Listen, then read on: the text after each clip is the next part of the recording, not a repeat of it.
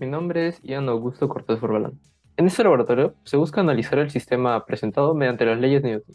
Para esto nosotros vamos a realizar un experimento con el sistema que se muestra aquí, que es un sistema carrito-polea-masa, en los que determinaremos los datos de la velocidad, de aceleración y el tiempo mediante la experimentación que presentaremos a continuación. Mi nombre es Leila Isabel Condori Fernández. A continuación tenemos el objetivo general, que es analizar el sistema dinámico carrito-masa-polea con el fin de comprobar que se cumpla la segunda ley de Newton. A continuación tenemos los objetivos específicos, que son interpretar los datos obtenidos con el uso de software LoggerPro y aplicarlos en la resolución del sistema. Luego tenemos determinar el cálculo de la aceleración en el sistema carrito-masa-polea. Por último, reconocer las fuerzas que se ejercen en este sistema.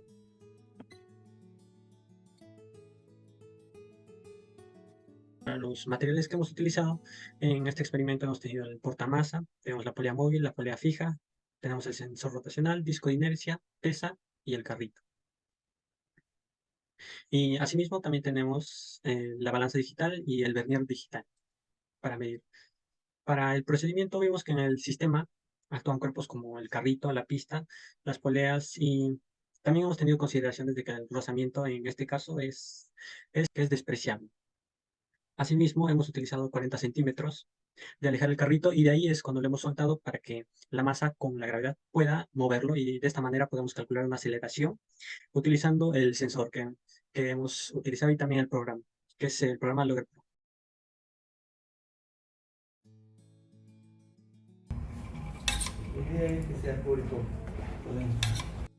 En los resultados, gracias al programa LoggerPro obtuvimos los siguientes datos, como que muestra acá.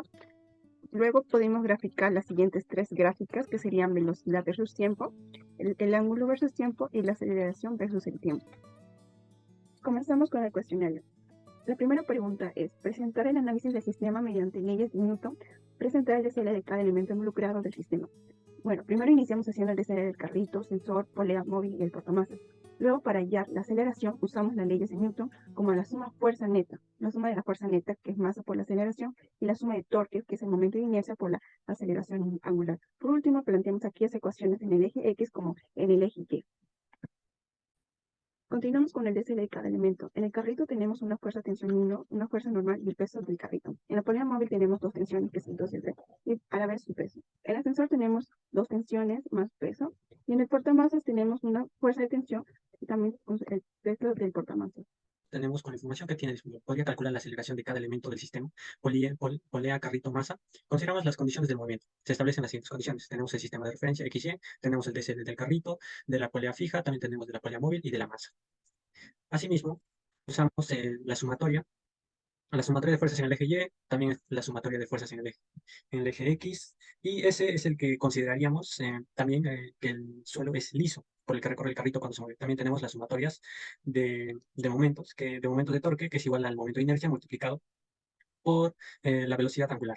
Y así tenemos para estos cuatro. Y luego combinamos las ecuaciones de tensión igual a masa por aceleración, combinamos y al final tenemos este resultado, que la aceleración para cada uno de los cuerpos, porque es un sistema en conjunto y hemos determinado que la aceleración para cada uno de estos es el mismo, solamente que uno está dividido entre el radio, que es de la velocidad angular, y etcétera. Tenemos entonces que la aceleración para cada cuerpo es de 0.2167 metros sobre segundo al cuadrado. Mi nombre es Mabel Cris Farfán Tipo.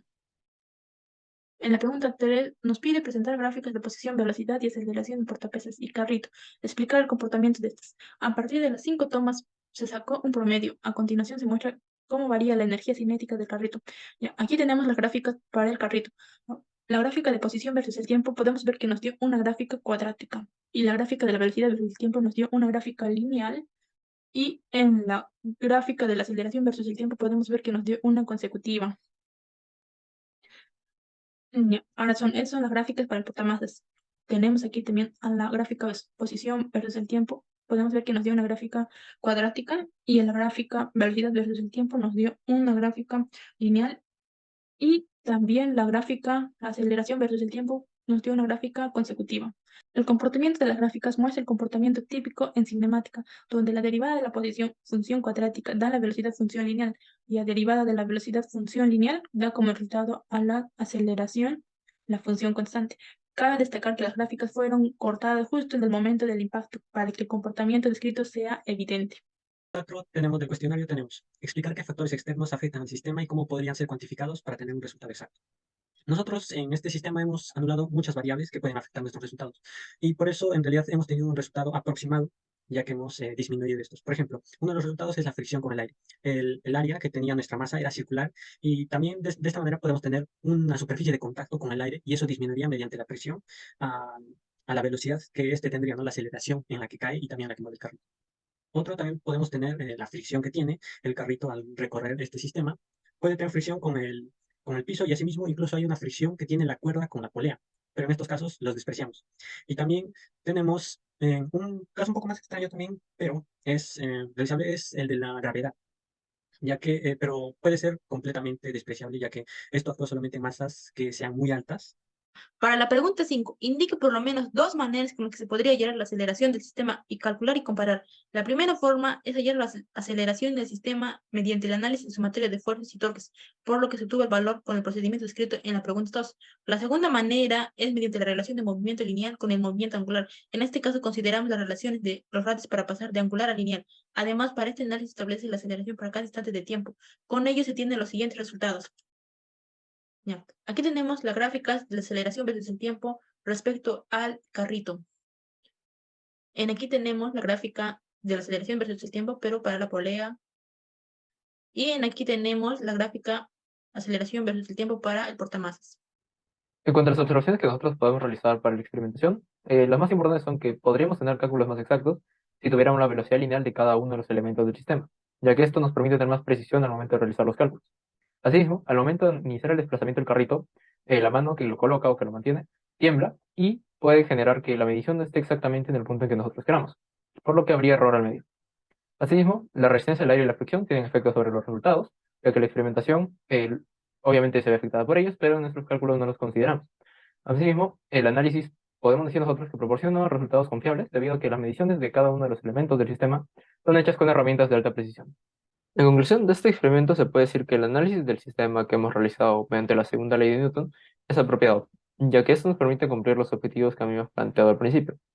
Estos serían que nosotros, al aplicar los métodos mostrados, podemos explicar el funcionamiento de cada una de las partes del sistema, y con esto también podemos identificar las fuerzas y la aceleración del sistema y sus componentes.